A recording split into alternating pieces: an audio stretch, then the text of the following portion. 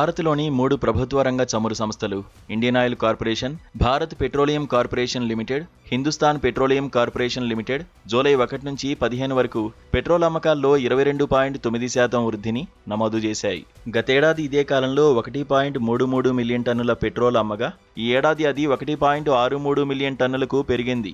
July తొలి 15 రోజుల్లో petrol అమ్మకాల పరిమాణం 2024లో ఇదే కాలంతో పోలిస్తే 26.7% ఎక్కువగా ఉంది. 2023లో ఇదే కాలంతో పోలిస్తే 38.6% పెరిగింది. అయితే జూన్ తొలి 15 రోజులతో పోల్చితే మాత్రం పెట్రోల్ అమ్మకాలు 4.4% తగ్గాయి. జూన్ తొలి అర్ధభాగంలో 1.71 మిలియన్ టన్నుల పెట్రోల్ అమ్మకాలు జరిగాయి. మొత్తంగా చూస్తే జూలై తొలి అర్ధభాగంలో పెట్రోల్, డీజిల్ వినియోగం పెరగడం వల్ల దేశంలో ఇంధన డిమాండ్ మెరుగుపడినట్లు కనిపిస్తోంది. రైతుల అవసరాలు, వాహనాల వినియోగం వంటి అంశాలు ఈ పెరుగుదలకు ప్రధాన కారణాలుగా నిలిచాయి. అయితే ఎల్పీజీ అమ్మకాల్లో తగ్గుదల కొనసాగడం సరఫరా పరిస్థితుల ప్రభావాన్ని చూపిస్తోంది.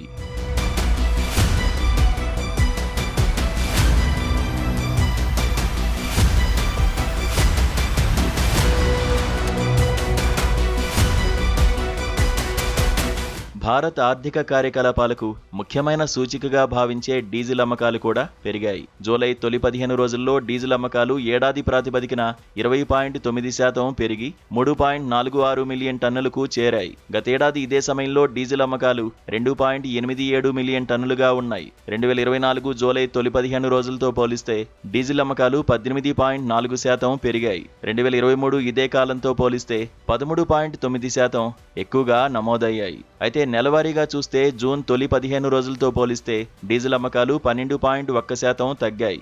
జూన్ తొలి అర్ధభాగంలో 3.94 మిలియన్ టన్నుల డీజిల్ అమ్మకాలు జరిగాయి.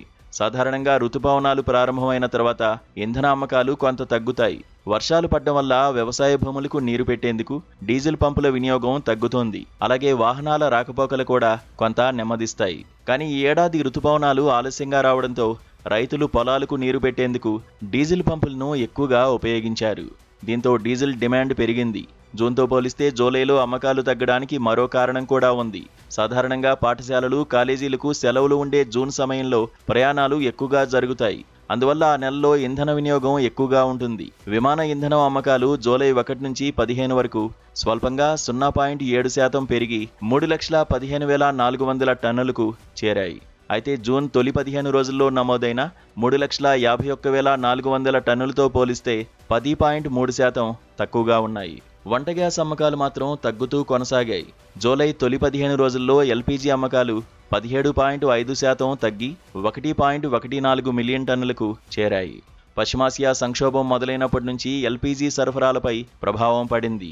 దీంతో హోటళ్లు, రెస్టారెంట్లు వంటి కొన్ని రంగాల్లో వినియోగంపై ఆంక్షలు విధించారు. ఈ ఆంక్షలను ఈ నెలలో తొలగించారు.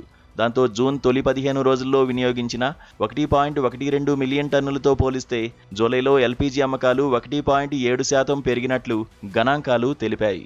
మొత్తంగా చూస్తే జూలై తొలి అర్ధభాగంలో పెట్రోల్, డీజిల్ వినియోగం పెరగడం వల్ల దేశంలో ఇంధన డిమాండ్ మెరుగుపడినట్లు కనిపిస్తోంది. రైతుల అవసరాలు, వాహనాల వినియోగం వంటి అంశాలు ఈ పెరుగుదలకు ప్రధాన కారణాలుగా నిలిచాయి. అయితే ఎల్పీజీ అమ్మకాల్లో తగ్గుదల కొనసాగడం సరఫరా పరిస్థితుల ప్రభావాన్ని చూపిస్తోంది.